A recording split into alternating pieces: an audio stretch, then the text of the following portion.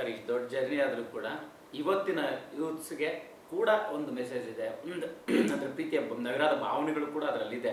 So ಅದನ್ನ family audience ಜೊತೆಗೆ ಎಲ್ಲ ವರ್ಗದ ಜನಕ್ಕೆ ಕನೆಕ್ಟ್ ಆಗುವಂಥದ್ದು ಅಂತ ಅದನ್ನ ಒಂದು ಚಿನ್ನಮ್ಮ ಸಾಂಗ್ಗೆ ಇಬ್ಬರು ಮಕ್ಕಳು ಸ್ಕ್ರೀನ್ ಮುಂದೆ ಡ್ಯಾನ್ಸ್ ಆಡೋದು ನೋಡಿದೆ ನಾನು. ಮಲ್ಟಿಪ್ಲೆಕ್ಸಲ್ಲಿ ಯಾವ್ದಾರ ಒಂದು ಚಿಕ್ಕ ಮಗು ಫುಲ್ಲು ಡ್ಯಾನ್ಸ್ ಆಡ್ತಾ ಇದೆ.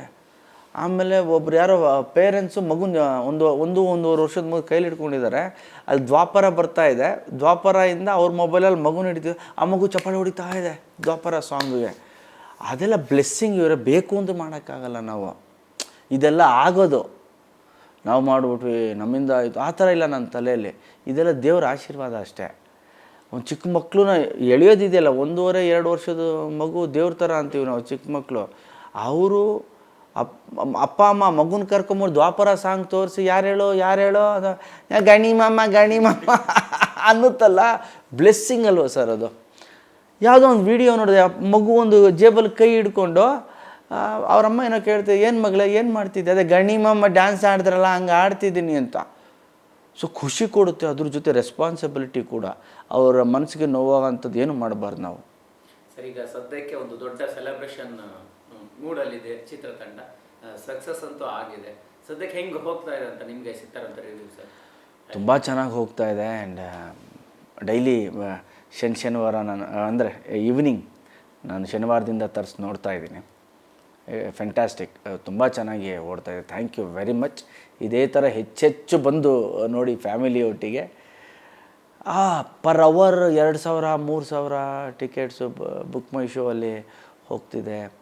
ಆ್ಯಂಡ್ ಈ ಶನಿವಾರ ಭಾನುವಾರ ಮೈಸೂರಿಗೆ ಹೋಗಿ ಎಲ್ಲರನ್ನೂ ಭೇಟಿ ಆಗಬೇಕು ಅಂತಿದ್ದೀನಿ. ಯಾಕೆಂದರೆ ಬರ್ಡೇಗೆ ಸಿಕ್ಕಿಲ್ಲ ನಾನು ಕಳೆದ 5-6 ವರ್ಷದಿಂದ. ಯಾವತ್ತು ನಾನು ಅವತ್ತು ನಿಮ್ಗೆ ಕೂಡ ಹೇಳಿದೆ, ಥಿಯೇಟ್ರ್ ವಿಸಿಟ್ ನಾನು ಮಾಡಿಲ್ಲ.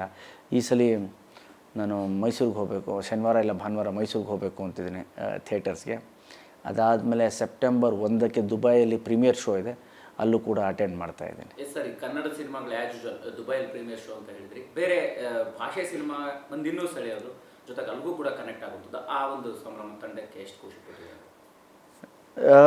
ನಾನು ಇಷ್ಟರಲ್ಲಿದ್ದೀನಿ, ನಾನು ಆರಾಮಾಗಿದ್ದೀನಿ. ಬಟ್ ನಮ್ಮ ತಂಡ ಮಾತ್ರ ಹಾರ್ತಾ ಇದೆ.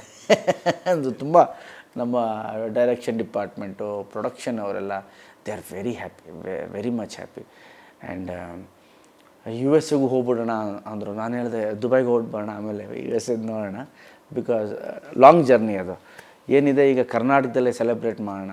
And we are planning 25 days on big celebration.